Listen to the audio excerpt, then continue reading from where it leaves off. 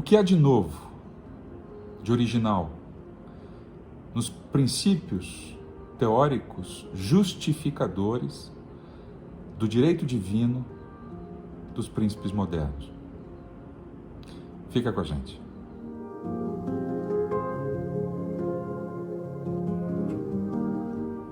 A teoria do direito divino dos reis é uma doutrina política e religiosa, segundo a qual o poder dos reis tem como fundamento a vontade de Deus. No Ocidente cristão, essa doutrina se desenvolveu a partir do cesaropapismo bizantino e consolidou-se na França durante o Ancien Regime. E também na Inglaterra, com base na crença de que o monarca reina por vontade de Deus, e não pela vontade dos seus súditos, do parlamento, da aristocracia ou de qualquer entidade terrena. A Reforma Protestante não modificou necessariamente essa doutrina. Ela apenas deu destaque a uma de suas consequências. O monarca, por direito divino, deveria obedecer a Deus, sob pena de perder a sua legitimidade.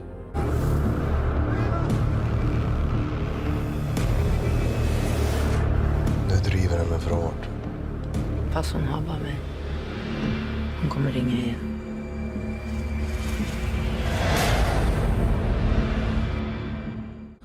Na atualidade, a doutrina do direito divino subsiste em estados teocráticos. No Vaticano, por exemplo, essa teoria justifica o poder do Papa. Nos califados, as concepções derivadas do Corão sobre fusão dos papéis espirituais e temporais, concentrados na mão do califa, também resultam em regimes legitimados pela teoria do direito divino. No Japão, país conhecido como o Império do Sol Nascente, o imperador é considerado como descendente da deusa Amaterasu, deusa shintoísta do Sol, sendo que o disco solar está presente, inclusive, na bandeira do país.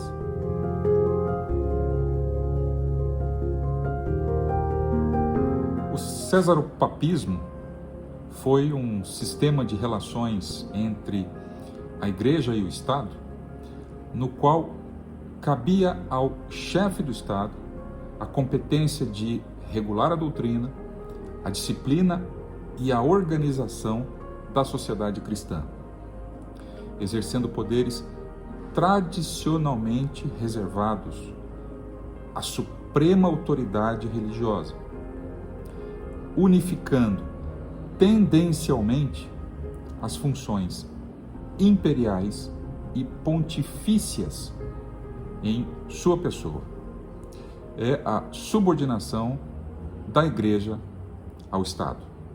O cesaropapismo tem sua origem na concepção romana do poder. Desde Augusto, primeiro imperador romano, de 27 a.C. a 14 depois de Cristo, o imperador era considerado chefe da religião romana. Obviamente que os cristãos se recusaram a adorar os imperadores,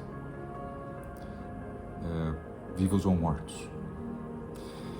Em 313, quando a capital do Império Romano se mudou para Constantinopla, o imperador Constantino decretou o que ficou conhecido como Édito de Milão, concedendo liberdade de culto aos cristãos. E foi a partir da conversão de Constantino ao cristianismo que a igreja passou a ser favorecida, mas ao mesmo tempo foi colocada em uma situação de sujeição. Constantino passou a intervir em todos os assuntos da igreja, convocando e presidindo conselhos e ditando fórmulas de fé.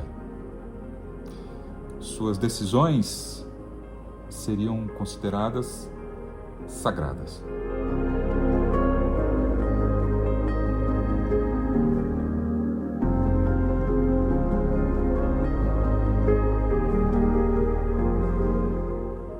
Constantino passou a sofrer ataques de dissidentes, mas qualquer ataque à igreja, à época, passou a ser equivalente à traição a Roma.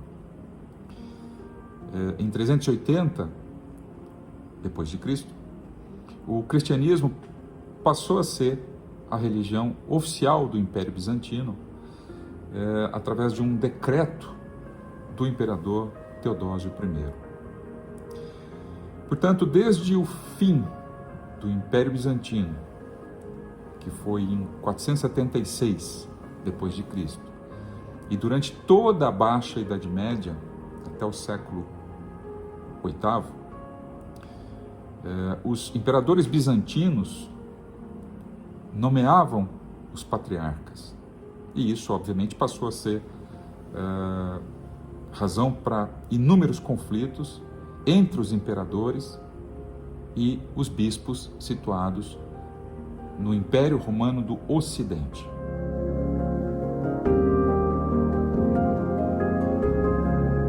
Um outro exemplo da influência da teoria do poder divino dos reis ocorreu já no final da Baixa Idade Média, quando, no século VIII, o Império Carolíngio assegurou poder temporal sobre um território ao Papa. Carlos Magno foi rei dos Lombardos a partir de 774 e rei dos Francos, começando em 768. Essa denominação de dinastia carolíngia, que pelos 7 séculos seguintes dominou a Europa, no que veio a ser posteriormente chamado Sacro Império Romano-Germânico, deriva do seu nome em latim, Carolus. Carlos Magno reviveu um sistema de relações entre o Estado e a Igreja, em que o imperador assumiu o poder legislativo, jurídico e administrativo sobre o território pontifício, como no Império Romano.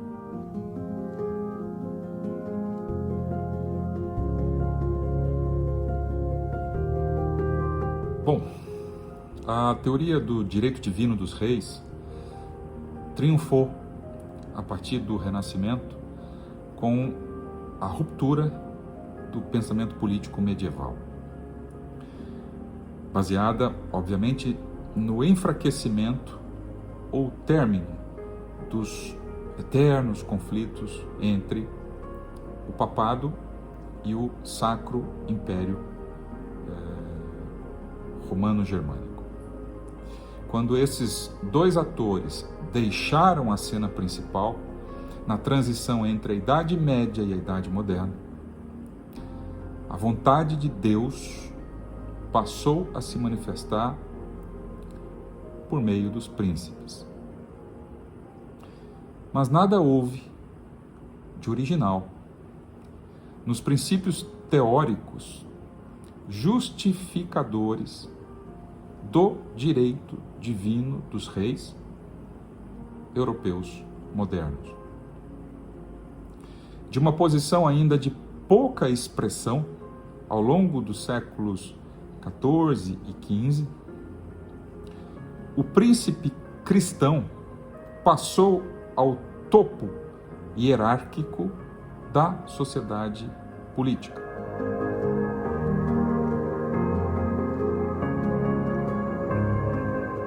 Para Jean Bodin, um dos idealizadores do absolutismo, que viveu entre 1530 e 1596,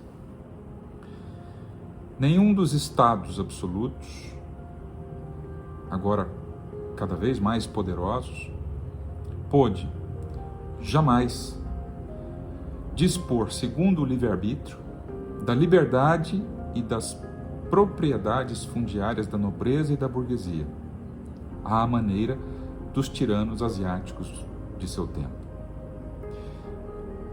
O direito divino, portanto, ele funcionou como um instrumento de limitação do poder, hereditário e irrevogável, mesmo que o herdeiro se revelasse com pouca ou nenhuma capacidade para governar. Muitas situações foram interpretadas à luz das Sagradas Escrituras.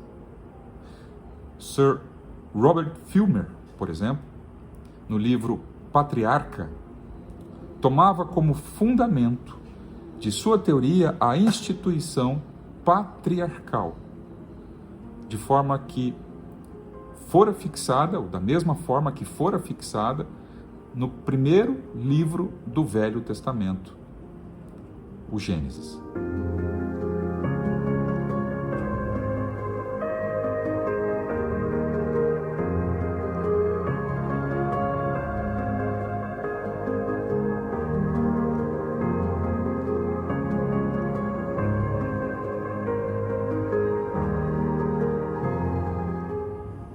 O absolutismo atingiu a sua fase mais triunfante à época do bispo e teólogo Jacques Bossuet, que viveu na corte de Luís XIV, na França. Foi preceptor do filho mais velho de Luís XIV, e fez parte desse universo de exaltação. O Rei Sol convidava artistas, escritores, para, de dentro da sua corte, exaltar a sua grandiosidade. Sob esse clima, Jacques Bossuet escreveu a Política tirada da Sagrada Escritura, na qual, apoiando-se na Bíblia, explicava a origem do poder e da autoridade do rei. Segundo Jacques Bossuet, abre aspas, o trono real não é o trono de um homem, mas o trono do próprio Deus. Fecha aspas. A autoridade real é absoluta e ele não deve prestar contas a ninguém. Em contrapartida, daí a importância da teoria do poder divino dos reis, o soberano deve governar como um pai governa e ama sua família, sem deixar se afetar pelo poder, o que funcionou como um freio moral. A difusão do direito divino dos reis iniciou-se como corpo doutrinal, portanto, a partir dos seus idealizadores, que defendiam a tese de não ser o Papa, mas o rei, o legítimo soberano por desígnio expresso de Deus, pois não eram escolhidos por um conselho de homens, como o Papa, mas pelos mistérios ocultos do nascimento, conferindo à linhagem reinante um diferencial que o colocava em situação superior a qualquer outra instância terrena.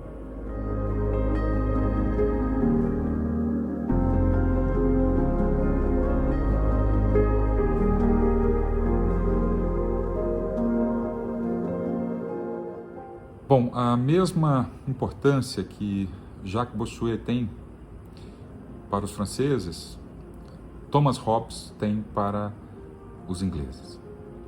Thomas Hobbes, como já dissemos em outros vídeos aqui nesse canal, viveu entre 1588 e 1679. Portanto, ele viveu na fase áurea do absolutismo inglês, que foi o governo da Rainha Elizabeth I, e ele se inspirou na brutalidade da guerra e do governo ditatorial de Thomas Cromwell, na única experiência republicana que a Inglaterra teve ao longo de toda a sua história, de 1647 a 1658. Essa brutalidade levou Hobbes a elaborar uma teoria para justificar a existência do poder e do Estado, partindo de um critério pessimista sobre a natureza humana. Abre aspas. Segundo Hobbes, o homem é o lobo do homem. Fecha aspas. Hobbes defende que, através de um contrato social, as pessoas que concordam em renunciar à sua liberdade para entregá-la a alguém mais capacitado, que imponha ordem ao caos, dite as leis e exija que elas sejam cumpridas,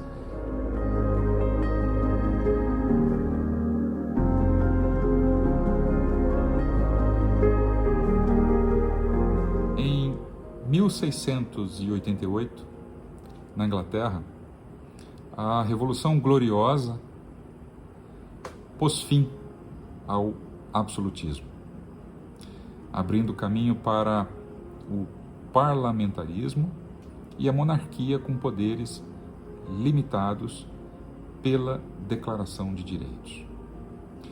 Na França, o absolutismo de origem divina atingia o seu apogeu com o rei Sol, Luís XIV, e se manteria por mais um século.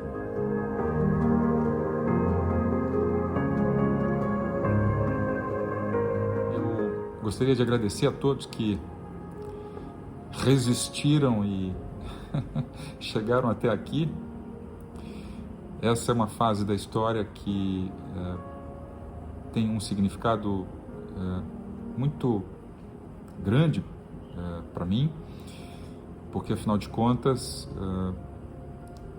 Shakespeare viveu na era elisabetana, onde o absolutismo atingiu o seu momento mais exuberante, na Inglaterra, obviamente. Eu gostaria que vocês curtissem o vídeo, eu gostaria que vocês se inscrevessem no canal e apertem no sininho para serem notificados toda vez que a gente lançar algum vídeo novo.